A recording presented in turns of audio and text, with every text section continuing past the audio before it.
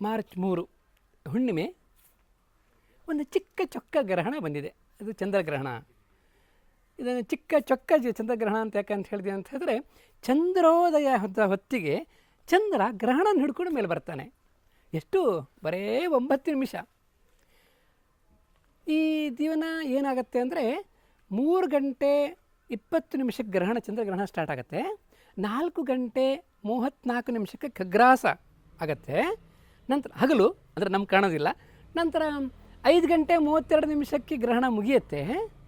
ಈ ಖಗ್ರಾಸದ ಆ ಕಡೆ ಈ ಕಡೆ ನಾವು ಪಾರ್ಷಿಯಲ್ ಲೂನಾರ್ ಎಕ್ಲಿಪ್ಸ್ ಅಂತ ಹೇಳ್ತೇವೆ, ಅಂದರೆ ಪಾರ್ಶ್ವ ಚಂದ್ರಗ್ರಹಣ. ಹಾಗೆ ಪಾರ್ಶ್ವ ಚಂದ್ರಗ್ರಹಣ 5 ಗಂಟೆ 32 ನಿಮಿಷದಿಂದ 6 ಗಂಟೆ 47 ನಿಮಿಷದವರೆಗೆ ಇದೆ.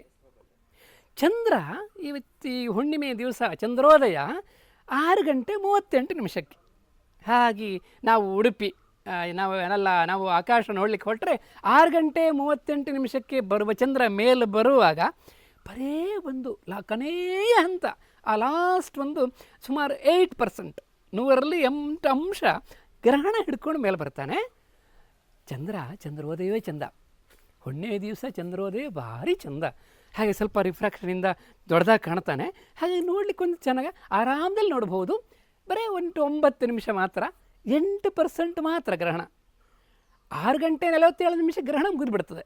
ಈ ವರ್ಷದ ಒಂದೇ ಒಂದು ಗ್ರಹಣ ನಮಗೆ, ಇದೊಂದೇ ಗ್ರಹಣ, ಬೇರೆ ಗ್ರಹಣಗಳಿಲ್ಲ. ವರ್ಷದಲ್ಲಿ 3-4 ಇದ್ರೂ ಈ ವರ್ಷ ಒಂದೇ ಗ್ರಹಣ. ಅದರೊಟ್ಟಿಗೆ ನೋಡಲಿಕ್ಕೆ ಚಂದ. ಬರೀ ಕಣ್ಣಲ್ಲಿ ಆರಾಮದಲ್ಲಿ ನೋಡ್ಬೋದು. ಈಗ ಸೂರ್ಯಗ್ರಹಣ ಆದರೆ ಬರೀ ಕಣ್ಣಲ್ಲಿ ನೋಡಬಾರ್ದು, ಅದನ್ನು ಪ್ರತಿಬಿಂಬ ತೆಗೆದು ನೋಡಬೇಕು ಅಂತ ಹೇಳ್ತೇವೆ. ಚಂದ್ರಗ್ರಹಣವನ್ನು ನೇರವಾಗಿ ಚಂದ್ರನ ನೋಡ್ಬೋದು. ಚಂದ್ರನ ನೋಡ್ತಾ ಈ ಪ್ರಕೃತಿಯ ಸುಂದರ ವಿದ್ಯಮಾನವನ್ನು ನೋಡಿಕೊಂಡು ಎಂಜಾಯ್ ಮಾಡ್ಬೋದು. ಅದರಲ್ಲಿಯೂ ಹೋಳಿ ಹುಣ್ಣಿಮೆ ಆದ್ದರಿಂದ ಹುಣ್ಣಿಮೆ ಹೋಳಿಗೆ ಊಟ ಆರಾಮದಲ್ಲಿ ಮಾಡ್ಬೋದು. 6:47ಕ್ಕೆ ಗ್ರಹಣ ಮುಗಿದ್ಬಿಡ್ತದೆ, ತುಂಬ ಖುಷಿ ಪಡ್ಬೋದು. ಹಾಗೆ ಚಂದ್ರನ ಈ ರೀತಿಯ ವಿದ್ಯಮಾನಗಳನ್ನು ನೋಡಬೇಕು. ಪ್ರಕೃತಿಯಲ್ಲಿ ಏನಾಗುತ್ತೆ, ಏನು ವ್ಯತ್ಯಾಸ ಆಗುತ್ತೆ ಅಂದರೆ ಈ ಗುರುತ್ವ ವ್ಯತ್ಯಾಸ ಇರುತ್ತಲ್ಲ. ಈಗ ಚಂದ್ರಗ್ರಹಣ ಅಂದರೆ ಸೂರ್ಯ, ಭೂಮಿ, ಚಂದ್ರರು ಒಂದು ರೀತಿ ಸರಳ ರೇಖೆಯಲ್ಲಿ ಬರುವಂಥ ವಿದ್ಯಮಾನ. ಆದ್ದರಿಂದ ನಮ್ಮ ಭೂಮಿಯ ಮೇಲ್ಪದರದ ಈ ಸಮುದ್ರದ ನೀರಿಗೆ ಸ್ವಲ್ಪ ಗುರುತ್ವ ವ್ಯತ್ಯಾಸ ಆಗಿಬಿಟ್ಟು ತೆರೆಗಳು ಬರ್ತಾವಲ್ಲ, ತೆರೆಗಳಲ್ಲಿ ಒಂದು ಸ್ವಲ್ಪ ಹೆಚ್ಚು ಕಡಿಮೆ ನಮ್ಮ ಫಿಶರ್ ಮ್ಯಾನಿಗೆಲ್ಲ ಗೊತ್ತುಂಟು. ಅದು ಹೆಚ್ಚು ಕಡಿಮೆ ಆಗುತ್ತೆ. 1 ಫೀಟ್ ಹೆಚ್ಚಾಗಬಹುದು. ಈ ಗ್ರಹಣದ ದಿವಸವೂ ಆಗ್ಬೋದು.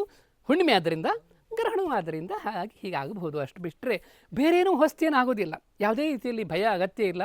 ಅಲ್ಲಿ ಹೊಸತೇನು ಆಗೋದಿಲ್ಲ. ಇದು ಶತಮಾನಗಳಿಂದ ಆರ್ಯಭಟ, ವರಾಹಮಿಹಿರ ಎಲ್ಲರೂ ಹೇಳಿದಂಥ ವಿಚಾರ ನಮಗೆಲ್ಲೂ ಗೊತ್ತು. ಗ್ರಹಣ ಕಾಲದಲ್ಲಿ ಹೊಸತೇನೂ ಆಗೋದಿಲ್ಲ. ಹೆದರುವ ಅಗತ್ಯವೇ ಇಲ್ಲ. ಅಲ್ಲಿ ಇದಾಗತ್ತೆ ಅಂತ ಹೇಳೋದು ಯಾವ ಭಾವವೂ ಅಗತ್ಯ ಇಲ್ಲ. ಪ್ರಕೃತಿಯನ್ನು ನೋಡಿ ಖುಷಿ ಪಡಬೇಕು, ಪ್ರಕೃತಿಯನ್ನು ನಾವು ನೋಡಿ ಸವಿಬೇಕು. ಆ ದೃಷ್ಟಿಯಲ್ಲಿ ಗ್ರಹಣ ತುಂಬ ಸುಂದರವಾದ ಗ್ರಹಣ, ಆದರೆ ಚಿಕ್ಕ ಗ್ರಹಣ. ಹಾಗೆ ನಾವು ಬರೇ ಕಣ್ಣಿಲ್ಲ ಆರಾಮದಲ್ಲಿ ನೋಡ್ಬೋದು. ದೂರದರ್ಶಕ ಇದರಂತೂ ಇಮೇಜ್ ಪಡ್ಕೊಳ್ಳಿಕ್ಕೆ ಸಾಧ್ಯ ಆಗುತ್ತೆ. ಇದ್ದವ್ರದ್ದು ಪ್ರಯತ್ನ ಪಡಬಹುದು. ನೋಡಿ ಆನಂದಿಸಬೇಕಷ್ಟೇ. ನಮಸ್ಕಾರ. ಚಿಕ್ಕ ಚೊಕ್ಕ ಚಂದ್ರಗ್ರಹಣ ಅಂತ ಯಾಕಂತ ಹೇಳಿದೆ ಅಂತ ಹೇಳಿದ್ರೆ, ಚಂದ್ರೋದಯ ಹೊತ್ತಿಗೆ ಚಂದ್ರ ಗ್ರಹಣ ಹಿಡ್ಕೊಂಡು ಮೇಲೆ ಬರ್ತಾನೆ. ಎಷ್ಟು? ಬರೇ 9 ನಿಮಿಷ.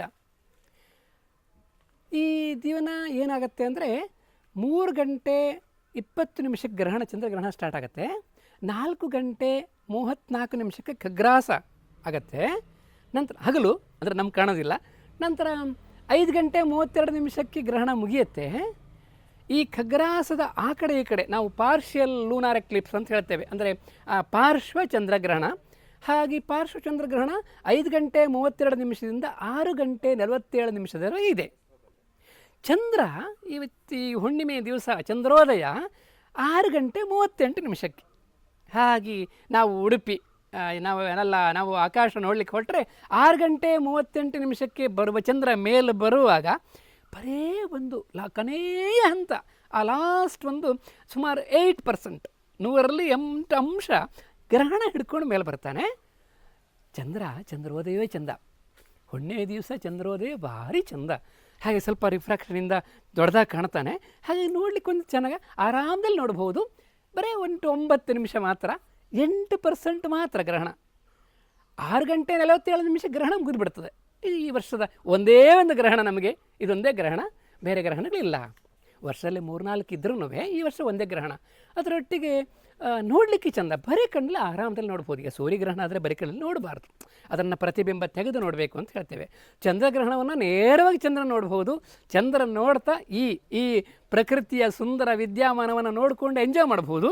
ಅದರಲ್ಲಿಯೂ ಹೋಳಿ ಹುಣ್ಣಿಮೆ ಆದ್ದರಿಂದ ಹುಣ್ಣಿಮೆ ಹೋಳಿಗೆ ಊಟ ಆರಾಮದಲ್ಲಿ ಮಾಡ್ಬೋದು. 6:47 ಗ್ರಹಣ ಮುಗಿದ್ಬಿಡ್ತದೆ, ತುಂಬ ಖುಷಿ ಪಡ್ಬೋದು. ಹಾಗೆ ಚಂದ್ರನ ಈ ರೀತಿಯ ವಿದ್ಯಮಾನಗಳನ್ನು ನೋಡಬೇಕು.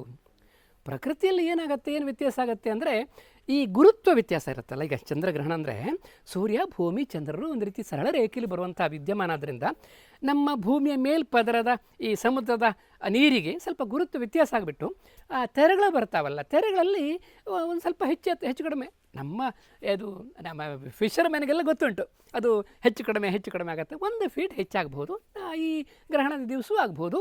ಹುಣ್ಣಿಮೆ ಆದ್ದರಿಂದ, ಗ್ರಹಣವೂ ಆದ್ದರಿಂದ ಹೀಗಾಗಬಹುದು. ಅಷ್ಟು ಬಿಟ್ಟರೆ ಬೇರೇನೂ ಹೊಸತೇನು ಆಗೋದಿಲ್ಲ. ಯಾವುದೇ ರೀತಿಯಲ್ಲಿ ಭಯ ಅಗತ್ಯ ಇಲ್ಲ, ಅಲ್ಲಿ ಹೊಸತೇನು ಆಗೋದಿಲ್ಲ. ಇದು ಶತಮಾನಗಳಿಂದ ಆರ್ಯಭಟ, ವರಾಹಮಿಹಿರ ಎಲ್ಲರೂ ಹೇಳಿದಂಥ ವಿಚಾರ, ನಮಗೆಲ್ಲೂ ಗೊತ್ತು. ಗ್ರಹಣ ಕಾಲದಲ್ಲಿ ಹೊಸತೇನೂ ಆಗೋದಿಲ್ಲ, ಹೆದರುವ ಅಗತ್ಯವೇ ಇಲ್ಲ. ಅಲ್ಲಿ ಅದಾಗತ್ತೆ ಇದಾಗತ್ತೆ ಅಂತ ಹೇಳೋ ಯಾವ ಭಾವವೂ ಅಗತ್ಯ ಇಲ್ಲ. ಪ್ರಕೃತಿಯನ್ನು ನೋಡಿ ಖುಷಿ ಪಡಬೇಕು, ಪ್ರಕೃತಿಯನ್ನು ನಾವು ನೋಡಿ ಸವಿಬೇಕು. ಆ ದೃಷ್ಟಿಯಲ್ಲಿ ಗ್ರಹಣ ತುಂಬ ಸುಂದರವಾದ ಗ್ರಹಣ, ಆದರೆ ಚಕ್ಕ ಗ್ರಹಣ. ಹಾಗೆ ನಾವು ಬರೇ ಕಣ್ಣಿಲ್ಲ ಆರಾಮದಲ್ಲಿ ನೋಡ್ಬೋದು. ದೂರದರ್ಶಕ ಇದರಂತೂ ಇಮೇಜ್ ಪಡ್ಕೊಳ್ಳಿಕ್ಕೆ ಸಾಧ್ಯ ಆಗುತ್ತೆ. ಇದ್ದವ್ರದ್ದು ಪ್ರಯತ್ನ ಪಡಬಹುದು, ನೋಡಿ ಆನಂದಿಸಬೇಕಷ್ಟೇ. ನಮಸ್ಕಾರ.